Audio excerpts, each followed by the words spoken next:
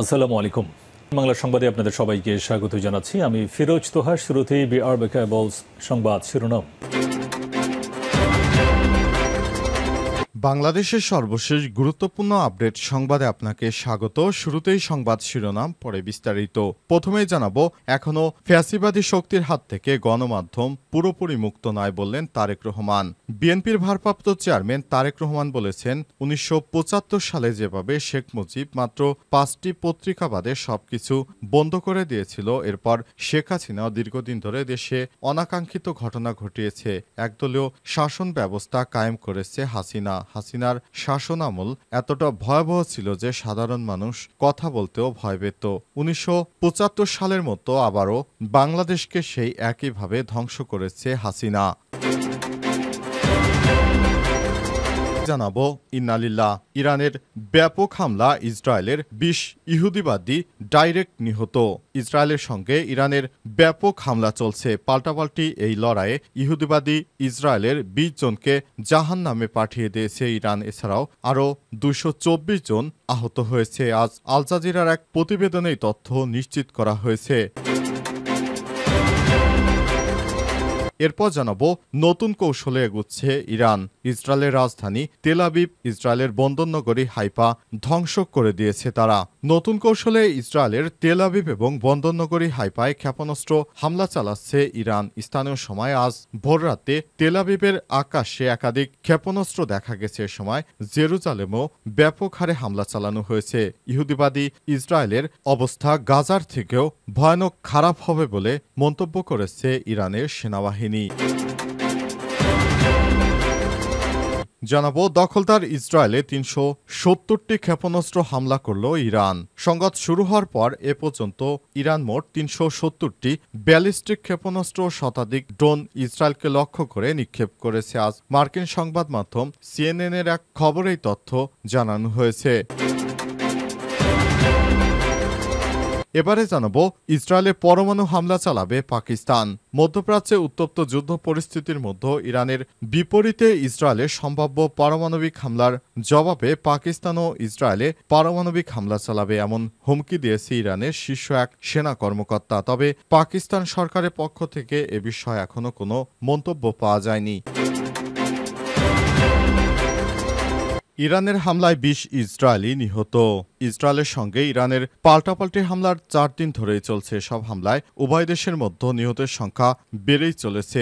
ইসরায়েলের জাতীয় পরিষেবা জানিয়েছে, আজ ইরানের ক্ষেপণাস্ত্র হামলায় ইসরায়েলের ৫ জন নিহত হয়েছে এবং এ নিয়ে এ পর্যন্ত অন্তত ২০ জন নিহতর সংখ্যা পৌঁছল। আজ এক প্রতিবেদনে তথ্য নিশ্চিত করেছে ব্রিটিশ বার্তা সংস্থা রয়টার্স এবং বিবিসি। অন্যদিকে আল জাজিরা বলছে, ইরানের স্বাস্থ্য মন্ত্রণালয় জানিয়েছে, ইসরায়েলের আতর্কিত বিমান হামলায় এ পর্যন্ত নিহতের সংখ্যা বেড়ে ২২৪ জনে পৌঁছেছে। ইসরায়েলের জাতীয় জরুরি পরিষেবা প্রধান ম্যাগেন ডেভিড অ্যাডামের বরাত দিয়ে বিবিসি জানায়, মধ্য ইসরায়েল জুড়ে ইরানের হামলায় ৪ জন নিহত হয়েছে, এর মধ্যে ২ জন নারী। এর আগে সিএনএন ইসরায়েলের ১৫ জন নিহত হওয়ার খবর দেয়। ইসরায়েলের সরকারি সম্প্রচার মাধ্যম কানের খবরে বলা হয়েছে, বন্দরনগরী হাইফায় অন্তত ২ জন নিহত হয়েছে। এছাড়াও ৩ জন নিখোঁজ রয়েছে। আজ ইসরায়েলি প্রতিরক্ষা বাহিনী আইডিএফ জানিয়েছে, ইরান থেকে নতুন করে আরও ব্যাপক হারে ক্ষেপণাস্ত্র হামলা শুরু করেছে ইরান। একাধিক ক্ষেপণাস্ত্র শনাক্ত করেছে ইসরায়েল। বর্তমানে হামলা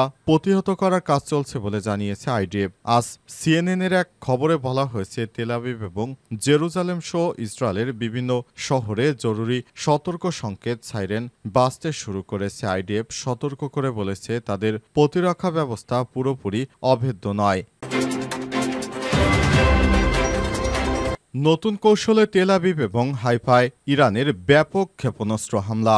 নতুন কৌশলে ইসরায়েলে তেল আবিব ও বন্দরনগরী হাইফায় ক্ষেপণাস্ত্র হামলা চালিয়েছে ইরান। স্থানীয় সময় আজ ভোররাতে তেল আবিবের আকাশে একাধিক ক্ষেপণাস্ত্রের দৃশ্য দেখা যায়। একই সময় জেরুজালেমেও শোনা যায় বিস্ফোরণের শব্দ। হামলায় ৫ ইসরায়েলি সেনা নিহত হয়েছে, খবর রয়টার্সের। ইসরায়েলের পারমাণবিক ও ব্যালিস্টিক ক্ষেপণাস্ত্র কর্মসূচি লক্ষ্য করে চালানো আগাম হামলায় পাল্টা জবাব হিসেবে তেহরান এই আঘাত হানে। ইসরায়েলের জাতীয় জরুরি সেবা বিভাগ জানিয়েছে সর্বশেষ ইরানি হামলায় অন্তত ৫ জন নিহত হয়েছে। আজ এ পর্যন্ত ইরানি হামলায় অন্তত ১৯ জন নিহত হয়েছে। হামলায় আরও অন্তত ১০০ জন আহত হয়েছে। হাইফায় ধ্বংসস্তূপে উদ্ধার অভিযান চলছে।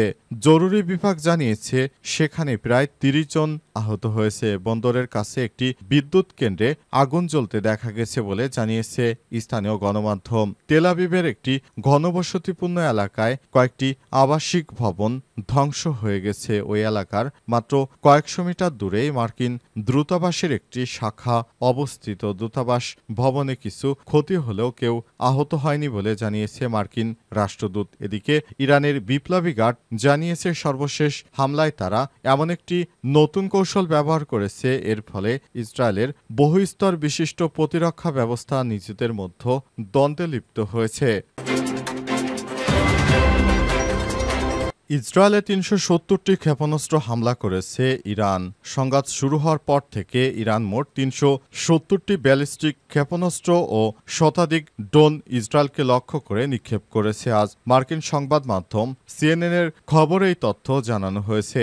ইসরায়েলের প্রধানমন্ত্রীর কার্যালয় জানিয়েছে আজ সকাল পর্যন্ত এই হামলায় দেশটিতে অন্তত ২৪ জন নিহত, ৫৯২ জন আহত হয়েছে। আহতদের মধ্যে ১০ জনের অবস্থা আশঙ্কাজনক। ইরানি হামলায় ইসরায়েলের অন্তত ৩০টি স্থানে আঘাত লেগেছে বলে জানানো হয়েছে। অন্যদিকে শুক্রবার থেকে শুরু হওয়া সংঘাতে ইরানের অন্তত ২২৪ জন নিহত হয়েছে বলে জানিয়েছে দেশটির স্বাস্থ্য মন্ত্রণালয়। ভিডিও ফুটেজে দেখা গেছে হাইপার আশপাশে বিস্ফোরিত হচ্ছে। সেখানে ঘরবাড়ি, অগ্নিকাণ্ড এবং অবকাঠামো ব্যাপক ক্ষয়ক্ষতি হয়েছে। দখলদার ইসরায়েলি বাহিনীকে শায়েস্তা করতে ইরান এখনও কার্যকর এমন হামলা চালাচ্ছে যে দখলদার ইসরায়েলি বাহিনী এর আগে কোনোদিনও এত দুর্ভোগে পড়েনি। তারা মনে করেছিল ইরানে হামলা হলে সেগুলো হয়তো খুব সীমিত পরিসরে তারা কাটিয়ে উঠতে পারবে, কিন্তু এখন দেখা যাচ্ছে দখলদার ইসরায়েলি বাহিনীকে এমন শায়েস্তা করতে শুরু করেছে ইরান যে দখলদার ইসরায়েলি বাহিনী এখন চোখে মুখে অন্ধকার দেখছে।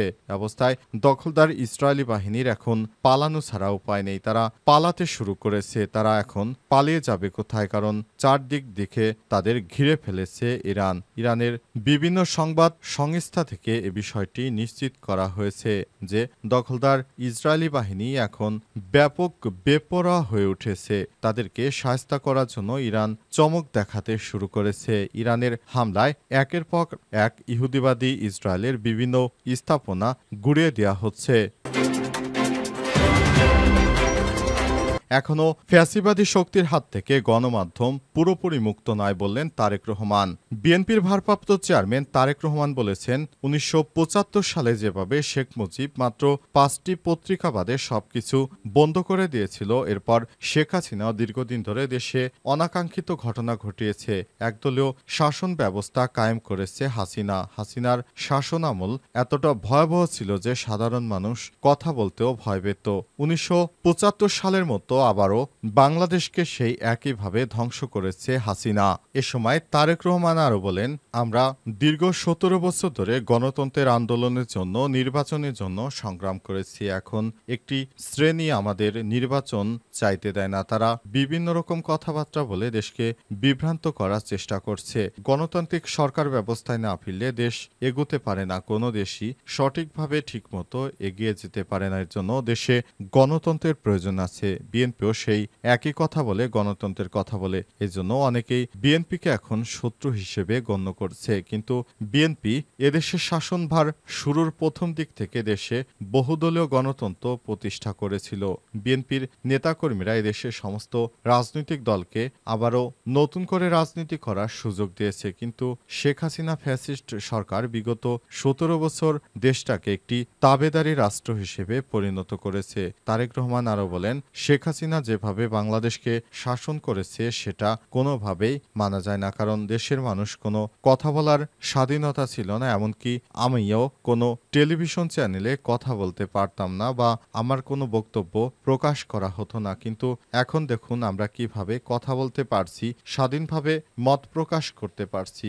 একটা সময় ছিল ১৯৭৫ সালে যখন শেখ হাসিনার পিতা শেখ মুজিবুরও বাংলাদেশে বিভিন্ন অপকর্ম করেছে। কোনোভাবেই শেখ মুজিবুর বাংলাদেশে শাসন মানুষ যেন শাসন কোনোভাবেই যেন ঠিকভাবে চালাতে না পারে এজন্য তারা অনেক অপকর্ম করেছে। এ কারণে বাংলাদেশ আর আগের জায়গায় যাবে না বলেও মন্তব্য করেছেন তারেক রহমান।